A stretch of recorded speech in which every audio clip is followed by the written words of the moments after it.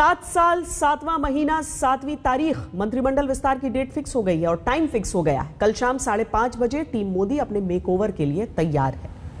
प्रधानमंत्री नरेंद्र मोदी के मंत्रिपरिषद में इस समय 21 कैबिनेट मंत्री, 9 स्वतंत्र प्रभार वाले राज्य मंत्री और 23 राज्य मंत्री, इन्हें मिलाकर कुल 53 मंत्री। इनमें भी अगर कैबिनेट मंत्री थावरचंद गहलोत का नाम हटा दें, जिन्हें कर्नाटक का राज्यपाल बना दिया गया है, तो मोदी मंत्रिपरिषद में 52 मंत्री ही हैं। मंत्रिपरिषद में अधिकतम 81 मंत्री हो सकते हैं, यानी अभी 29 वैकेंसी। इसीलिए यह बड़ा मंत्रिपरिषद विस्तार माना जा रहा है और इसीलिए बहुत सारे नामों की चर्चा भी की जा रही है।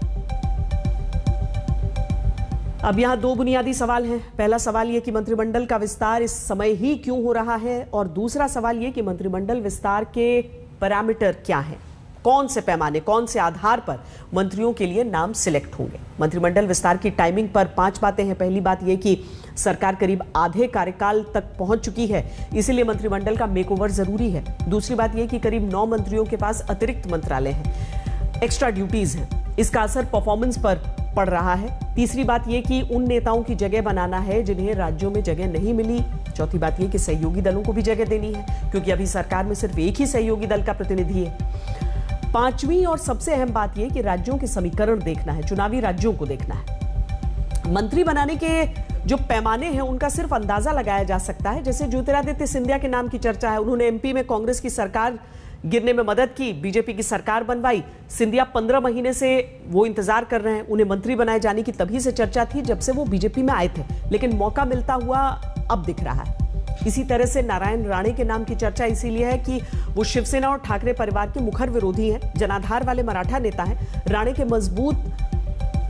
उनको मजबूत करके शिवसेना को काउंटर किया जा सकता है। और इसी तरह से सर्बानंद सोनोवाल के नाम की चर्चा है, क्योंकि उन्होंने असम में जीत के बाद भी सीएम पद पर दावेदारी नहीं की। आलाकमान के कहने पर हेमंत बिस्व शर्मा के लिए कुर्सी छोड़ दी थी, उन्हें केंद्र में लाना जरूरी था। यानी लॉयल्टी, डिलीवरी, परफॉर्मेंस और पॉलिटिकल इक्वेशन, खासतौर पर इन 4 आधार पर मंत्रियों का चयन किया जा रहा है।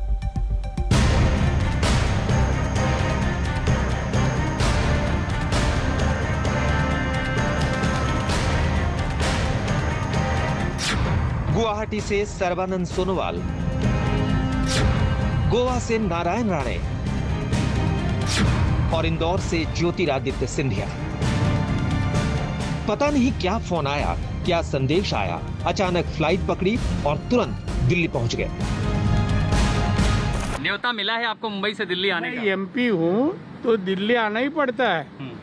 अभी सेशन के पहले हम लोग आ जाते हैं इधर। सर 15 दिन पहले आज कोई विशेष कारण आने का? आज कोई विशेष? अरे प्रधानमंत्री से कम मिल रहा है। देखिए एक बात देखो, विशेष कुछ होगा तो जरूर बताएंगे। आपको कोई छुपा सकते हैं क्या? नेता बताएं या ना बताएं, संकेत साफ है। दिल्ली अचानक आने का मतलब क्या है, ये सब समझते हैं। दिल्ली की तरफ नेताओं की दौड़ लग गई है। मैं अभी 3 दिवस के दौरे को समाप्त करके मैं अभी दिल्ली पहुंचा। कोई खबर होगी तो मैं आप लोगों को जरूर मैंने आपको कहा है कि कोई खबर होगी तो आपको जरूर बताऊंगा। अभी दौरा समाप्त करके मैं आया हूं। मैं श्रद्धांजलि देने के लिए और सांत्वना देने के लिए मालवा के 6 जिलों का दौरा समाप्त किया है। मैंने समाप्त करके मैं दिल्ली वापस आया। तो खबर होगी। मैं महाकाल मंदिर तो हर साल जाता हूँ। महाकाल मंदिर तो हमारा है। दिल्ली से आने के लिए महाकाल मंदिर के दर्शन करना सौभाग्य है हर व्यक्ति के लिए। सिंधिया तो इंदौर और उज्जैन के दौरे पर थे। बीच दौरे में ही अचानक पता चला कि सिंधिया आज ही दिल्ली जाने वाले हैं। वो उज्जैन पहुंचे, महाकाल के दर्शन किए और फिर दौरा बीच में छोड़कर इंदौर से दिल्ली की फ्लाइट पकड़ ली। उज्जैन का दौरा था, उज्जैन का दौरा हो गया है। मैं दिल्ली जा रहा हूँ। अगले हफ्ते दोबारा दौरा। मैं दिल्ली जा रहा हूँ। दौरा समाप्त करके मैं दिल्ली जा रहा हूँ।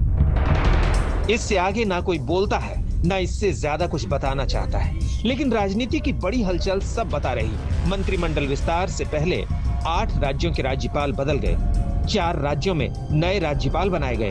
4 राज्यों में राज्यपालों को अलग राज्यों में भेजा गया। कैबिनेट की 1 सीट और खाली हो गई। थावरचंद गहलोत को कर्नाटक का राज्यपाल बना दिया गया। गुजरात बीजेपी के नेता मंगू भाई पटेल को एमपी का राज्यपाल बना दिया गया। आंध्र प्रदेश बीजेपी के नेता के हरिबाबू को मिजोरम का राज्यपाल बना दिया गया। गोवा से बीजेपी के नेता राजेंद्र विश्वनाथ अर्लेकर को हिमाचल का राज्यपाल बना दिया गया। विश्वास व्यक्त करता हूं कि जो दायित्व मुझे मिला है उसको कर्तव्यनिष्ठा से और ईमानदारी से निभाने की कोशिश करूंगा। ये अनुभव जो नया दायित्व मिला है उसको निभाने में सहायक होगा और इस अनुभव का लाभ हम लेंगे। यानी एक साथ बैक टू बैक सारी वैकेंसी भरी जा रही। कैबिनेट में भी 29 वैकेंसी हैं। कई मंत्रियों के पास एक से ज्यादा मंत्रालय है। इनके बोझ को भी कम करना है। करीब 9 मंत्री ऐसे हैं जिनके पास एक से ज्यादा विभाग हैं। इनमें नितिन गडकरी, रविशंकर प्रसाद, पीयूष गोयल, धर्मेंद्र प्रधान, प्रकाश जावड़ेकर, हर्षवर्धन, नरेंद्र सिंह तोमर, स्मृति ईरानी और हरदीप पुरी जैसे मंत्री हैं। मंत्रियों के परफॉर्मेंस को भी परखा जा चुका है। पीएम और पार्टी अध्यक्ष पिछले 15 दिन में कई मीटिंग कर चुके हैं। ग्रुप्स में मंत्रियों से मिल चुके हैं। रिपोर्ट कार्ड के आधार पर प्रमोशन डिमोशन भी तय हो चुका होगा। नए चेहरों को चांस देने पर बात हो चुकी है। सहयोगी दलों के लिए जगह तय हो चुकी है। जो भी माननीय आदरणीय प्रधानमंत्री जी चाहेंगे उसी के हिसाब से जो भी होना होगा होगा। 4 मंत्री पद लेंगे, 3 लेंगे, 2 लेंगे या नहीं लेंगे? नहीं, ऐसा कुछ नहीं है। शामिल जो उनकी इच्छा होगी वो करेंगे। कौन-कौन चेहरे हो सकते हैं? आपकी इच्छा भी तो मायने रखती है। चेहरा हम नहीं तय करेंगे। नीतीश कुमार ने कंफर्म कर दिया, जेडीयू इस बार मंत्रिमंडल में शामिल होगी। मंत्री 3 होंगे, 4 होंगे, 5 होंगे, ये बताया नहीं, लेकिन सब तय हो चुका है। तो आप लोग वेट कर लीजिए। मतलब सब कुछ तय हो गया है। अरे तो इसमें कोई डाउट है क्या? आप शामिल हो रहे हैं कि नहीं सर? ये हम कैसे बता सकते हैं? चलिए शामिल हो सकते हैं। अब ये तो आप एक छोटा सा सवाल नहीं, इस सवाल है कि अरे सुनिए, सुनिए, ये कोई केमिस्ट्री नहीं है जहाँ फार्मूला होता है, समझे ना? ये कि आप जो हैं एक जब सरकार में होते हैं और सरकार में सम्मिलित होते हैं तो एक सद्भावना होता है, एक समझ होती है और हम लोगों को बड़ी अच्छी है। पेंच फंसा हुआ है इसका मतलब? कहीं कोई पेंच किसी तरह का नहीं। कितने लोग अब आप वेट करो ना यार। टीम मोदी में शामिल होने के लिए एलजेपी का पारस कैंप भी तैयार है। चिराग के चाचा ने तो नया कुर्ता भी खरीदा है, लेकिन चिराग अंदर ही अंदर जल रहे हैं। अगर लोक जनशक्ति पार्टी के कोटे से इनको मंत्री बनाया जाएगा तो हमारी आपत्ति होगी, हमारा ऐतराज होगा और उसके लिए हम लोग को न्यायालय भी जाना पड़े तो हम लोग जाएंगे। स्वतंत्र सांसद के तौर पर आप इनको मंत्री बनाएं, मुझे कोई दिक्कत नहीं है। आप इनको जनता दल यूनाइटेड ज्वाइन करा लें, जनता दल यूनाइटेड की सदस्यता ग्रहण कर लें, उस कोटे से मंत्री बनाएं, कोई दिक्कत नहीं है। बट जदयू से कोई भी मंत्री बनेगा तो जदयू में टूट पक्की है, ये मैं आपको वादे से कह रहा हूं। पशुपति पारस का नाम कंफर्म माना जा रहा है। जेडीयू एलजेपी के आने से मंत्रिमंडल में एनडीए का कुनबा बढ़ेगा, क्योंकि 2019 के बाद से शिवसेना चली गई, अकाली दल चली गई, सिर्फ रामदास अठावले ही बचे थे। दिल्ली से हिमांशु मिश्रा और आशुतोष मिश्रा के साथ आज तक ब्यूरो।